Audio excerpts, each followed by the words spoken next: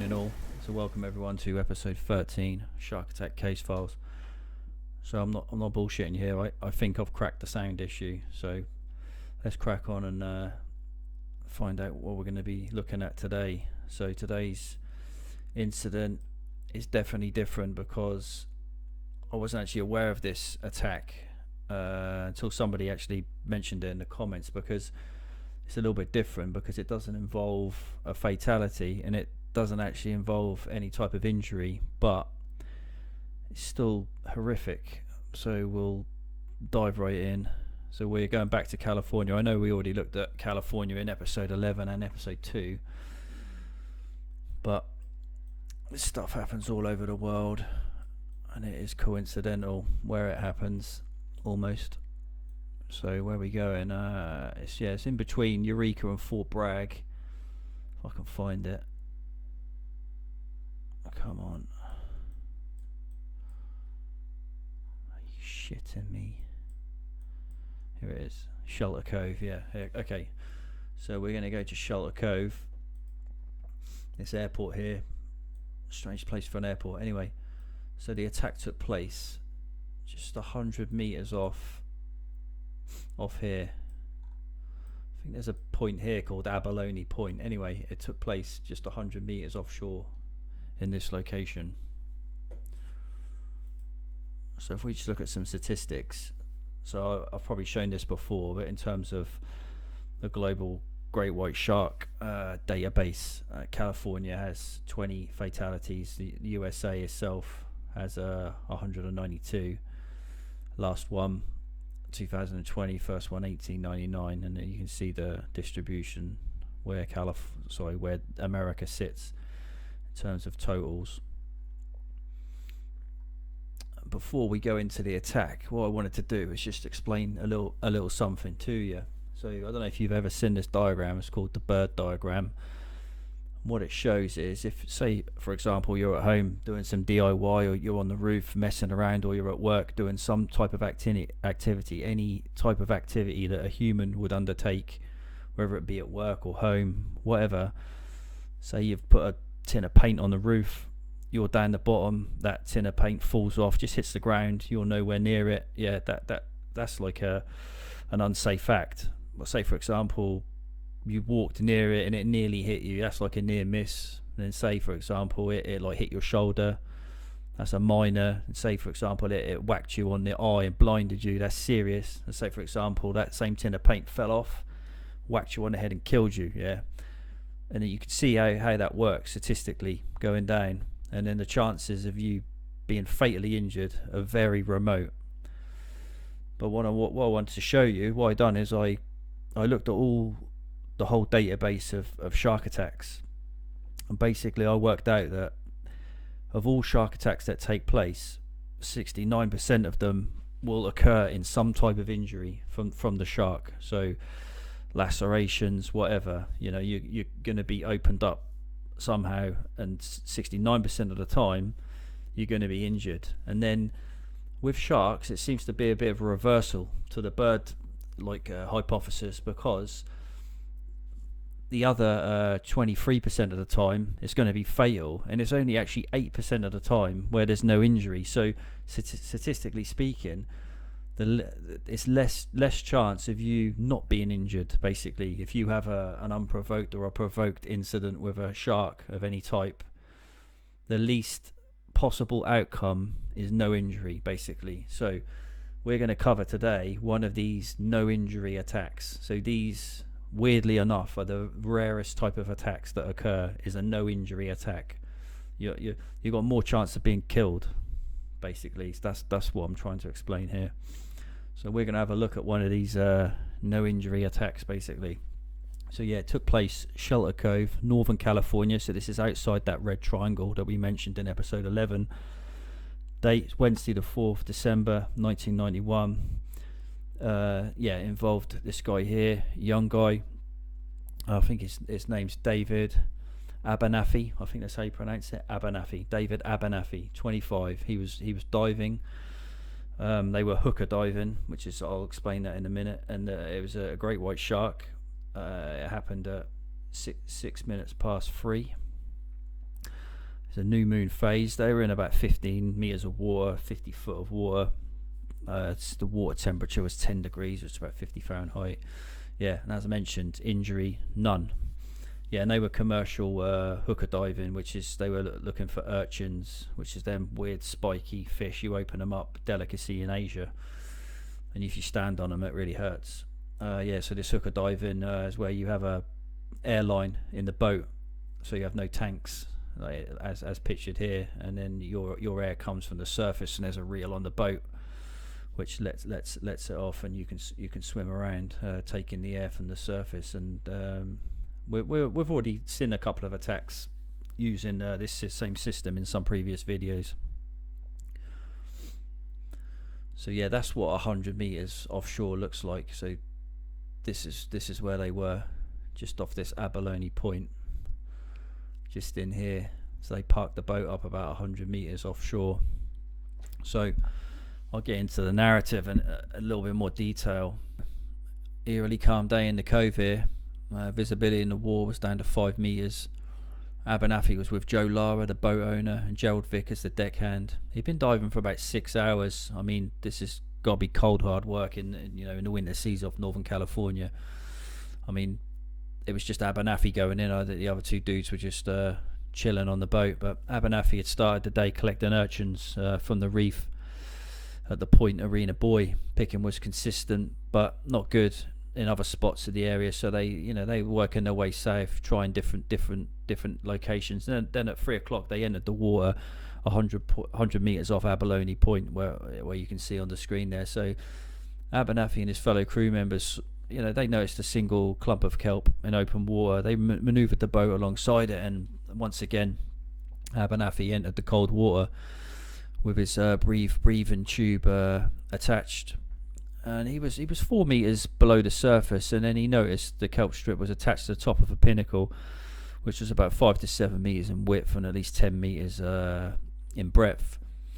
So he slowly descended to the bottom through the gloomy seawater, and the diver reported observing a couple of tons of urchins on the pinnacle. So these pinnacles, they're like a form of seamount, so like a small isolated pillar which like elevates rising off the seafloor. That's what a pinnacle is. So upon reaching the bottom, so it's a sandy bottom there, so upon reaching the bottom, he scoured the area for more urchins and slowly began his ascent. So I guess he'd been in the water about 6 minutes at that point. So upon reaching the surface above the pinnacle, Abernathy spat out his regulator, turned to his companions on board the boat, to drop anchor. He's probably happy he'd found such an abundance of urchins. He just wanted to tell his friends about it, I guess, tell them to drop anchor and say, we're in a good spot, boy, and didn't meet the reaction he was hoping for. As he recalls, quote, "Then I looked at the guys on the boat, and their eyes were huge and their mouths were open. Lara and Vickers watched in disbelief at this point, basically, as a large great white shark surfaced behind Abernathy and charged." So I mean, this shark this is what these large sharks do. They wait, they watch you, and then they wait for you to go through the mid water and hit the surface, because then that's where you're vulnerable. So these guys on the boat were aghast, and they just watched in disbelief as this shark hit the surface. 6 meter great white, so huge great white, hit the surface and then just charged for Abernathy. So the shark struck him violently in the middle of the back and simultaneously bit down, pushing him 2 or 3 meters across the surface. So at this point, this is what Abernathy recalls. So he basically says when the shark hit his back, shoved him across the surface, and then he was spun round, and he felt the diving hose become caught in the shark's mouth. And then at this point, the shark began pulling him across the surface, and he ended up basically against the side of the shark, and he could see his gills and like his, obviously the enormous grey body of the shark. And then he started thrashing wildly before realizing that his leg wasn't actually in the mouth of the shark, or any part of his body at all was in the shark. What the shark had done is actually become fouled and wrapped up in the hose line. So he said he went limp, and the shark just continued to pull him across the surface by the hose. So the shark was just caught up in the hose, but unfortunately Abernathy was all connected to the hose. So So his companions later told him that the shark, looked him up and down, and then just like lunged at him. And at one point, it was bending its head from its back from straight to back to its tail, just shaking. And each time it would lunge, it would throw him up onto its back. So I mean, he was just being shaken from like 180 degrees to 90 degrees, backwards and forwards. And the shark guy, was just trying to basically, I guess, dislodge the hose. And at this point, Abernathy was shouting, come get me, I'm alive, I'm alive. But I mean, these guys on board were so shocked that they I guess they were struggling to react. And during the surface struggle, the shark would from time to time look over towards his friends on the boat, and then finally, Abernathy yelling Lara's name, the guys on the boat sort of snapped out of their sort of hypnosis, and they started the boat's engine, and then headed towards the shark. Headed towards him. The shark actually dived and pulled him like 10 feet under the water, below the surface, before at this point it severed the hose. So now he was disconnected from the shark, which is probably a little bit of a dubious situation, because he was probably better off being attached to the shark. So at this point, when he hit the surface, he realized the shark had actually pulled him another sort of 100 feet away, another like sort of 35 meters away from the boat. So he's thinking, fuck man, I'm stranded out here now. Like, he's disconnected from the shark, disconnected from the boat. But luckily his friends on the boat, Lara and Vickers, sort of sped towards him. And at that point, as they were speeding towards him, they saw the shark surface again, like 20 or 30 meters behind him. So basically, it was like a race, who could get to him first. So they basically head off on the boat. The shark headed off, so they were like going towards him, collision course. But luckily, they managed to beat the shark, and they manoeuvred the boat and cut the shark off. And in response to this, the shark actually sounded. So like a submarine, the shark, in response to them being cut off, the shark then went under the water and swam under the boat, past Abernathy, and then surfaced again behind them, and then turned for another charge. And then Abernathy recalls that Joey then sped up as they passed by Abernathy by 5 meters, and then reversed so they could get closer to him until he started screaming, "Come on, come on, come on!" And then when he reached the rail of the boat, I don't know whether he was just like shocked or exhausted. He couldn't pull himself on board, and he was like, "Hurry up! It's turning! It's turning!" So the guys ran over on the edge of the boat, and they pulled him up. And literally, as soon as they pulled him up, there was a massive swirl and splash erupted next to the boat, so that the shark had just missed this meal. Pulled him out, and then they were on board, and they were all just like, in complete shock, shaking, and they all just like sat down on the boat in complete shock. And Abernathy was then just on the boat saying, "I'm whole, I'm whole, I'm whole, I survived."